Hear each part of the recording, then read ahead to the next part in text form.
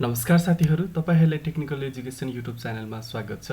आजको म यस भिडियोमा तपाईहरुलाई त्रिभुवन विश्वविद्यालयमा ब्याचलर लेभलमा पढ्ने विद्यार्थीहरुको परीक्षा के हुँदैछ त त्यसको बारेमा कुरा गर्न गइरहेको छु।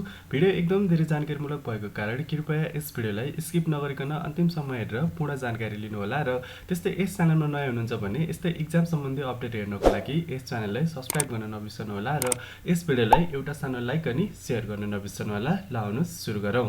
यहाँ तपाईले देख्न पनि सक्नुहुन्छ परीक्षा नहुँदै दोस्रो वर्षको अध्यापन भनेर चाहिँ यसरी खबर आएको छ र यसमा के रहेको छ म तपाईहरुलाई एकचोटी सरसर्ती पढेर सुनाइदिन गइरहेको छु।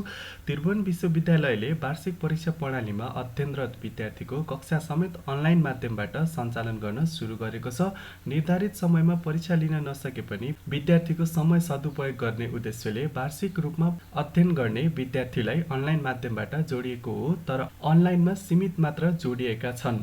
विश्वविद्यालयका परीक्षा नियन्त्रक पुष्पराज जोशीले स्नातक तहको वार्षिक परीक्षा सञ्चालन गर्न नसकिए पनि अनलाइन कक्षा सुरु भएको जानकारी दिनुभयो। विश्वविद्यालयमा हाल स्नातक तह प्रथम वर्षका दुईवटा समूह हुँदा असजिलो महसुस भएको छ। दुईवटा समूह भनेको पहिलाको पुरानो विद्यार्थीहरू र अहिले भर्खरै नयाँ भर्ना हुनुभएका विद्यार्थीहरू प्रथम वर्षमा चाहिँ दुईवटा समूह भएको भनिएको हो र त्यसैगरी पुरानो पहिलो वर्षको परीक्षा कोरोना भाइरसका कारण अन्तिम समयमा आएर स्थगित गरिएको छ। स्नातक तहका नयाँ विद्यार्थीले भने फागुन अन्तिम साताबाट नयाँ भर्ना भएर पठन पाठन सुरु गरेका छन्।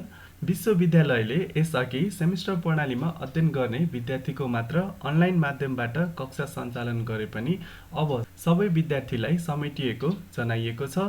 पुरानो पहिलो वर्षमा अध्ययन गर्ने विद्यार्थीलाई दोस्रो वर्षको कक्षा सञ्चालन गरिएको जनाइएको छ। पहिले वर्षको परीक्षा दिन नपाए पनि समयको सदुपयोग होस् भन्ने हिसाबले दोस्रो वर्षको पठन पाठनमा जोडिएको जानकारी नियन्त्रक जोशीले दिनुभयो र त्यसैगरी पुराना स्नातक तह प्रथम वर्षका विद्यार्थी भर्ना भएको 19 महिना भइसकेको छ। यस हिसाबले उनीहरूको समय खेर जाने अवस्था रहेको जनाइएको छ र दोस्रो वर्षमा अध्ययनरत ती विद्यार्थी उपयुक्त समय आए लगत्तै पहिलो वर्षको परीक्षामा सहभागी हुनेछन्।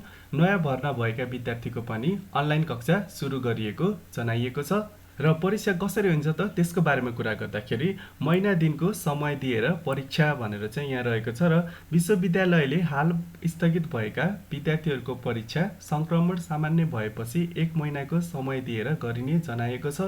संक्रमणले कति समय असर गर्छ भन्ने कुरा यकिन गर्न नसकिने भएकाले अवस्था सामान्य भए लगत्तै परीक्षा लिने र त्यसको तयारी भइरहेको जनाइएको छ। सामाजिक दूरी कायम गरेर परीक्षा लिने विश्वविद्यालयको योजना छ र भर्ना सम्बन्धी कुरा गर्ने भने अनलाइनबाटै स्नातकोत्तरको भर्ना भनेर चाहिँ रहेको छ र यसै बीचमा विश्वविद्यालयले स्नातकोत्तर तहमा अनलाइन माध्यमबाट विद्यार्थीको नयाँ भर्ना प्रक्रिया सुरु गरेको छ। यस क्रममा विज्ञान तथा शिक्षा शास्त्र संकायले अनलाइनबाटै भर्नाको तयारी सुरु गरिसकेका हुन्। विज्ञान संकायले जेठभरि फारम भरेर असारमा प्रवेश परीक्षा सञ्चालन गर्ने भएको छ। मानविकी तथा व्यवस्थापनमा परीक्षाफल प्रकाशन हुन बाँकी रहेकाले भर्ना खुल्न सकेको छैन र त्यस्तै मानविकी संकायमा स्नातक तह तेस्रो वर्ष तथा व्यवस्थापनमा चौथो वर्षको नतिजा प्रकाशन हुन सकेको छैन। परीक्षा सकेर उत्तर पुस्तिका सङ्कलन गर्दाकै अवस्थामा बन्दाबन्दी गर्नु परेकाले समस्या भएको जोशीले बताउनुभयो।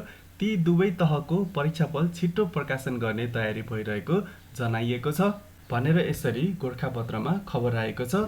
आई होप तपाईहरुलाई यो भिडियो जानकारीमूलक भयो होला। यदि तपाईको सुझाव सल्लाह अथवा प्रश्नहरू छन् भने कमेन्ट बक्समा गएर लेख्न नबिर्सनु होला र यस्तै यस भिडियोलाई एउटा सानो लाइक अनि शेयर गर्न नबिर्सनु होला र त्यस्तै यस च्यानलमा नयाँ हुनुहुन्छ र अहिलेसम्म पनि सब्स्क्राइब गर्नुभएको छैन भने यस्तै एक्जाम सम्बन्धी नयाँ अपडेट पाउनको लागि तल रहेको रातो कलरको सब्स्क्राइब बटनमा क्लिक गरेर यस च्यानललाई सब्स्क्राइब गर्न नबिर्सनु होला र त्यसकै साइडमा रहेको बेल आइकनलाई थिची अल नोटिफिकेसनमा क्लिक गर्न नबिर्सनु होला ताकि अब आउने एक्जाम सम्बन्धी नयाँ अपडेटको भिडियो तपाईहरुलाई सबैभन्दा अगाडि मिल्न सकोस्। म तपाईहरुका लागि एक्जाम सम्बन्धी नयाँ अनि भरपर्दो जानकारी लिएर आउने गर्दछु। फेरि अर्को भिडियोमा नयाँ अपडेटका साथ भेटौँला। धन्यवाद। जय Nepal. Stay home, stay safe.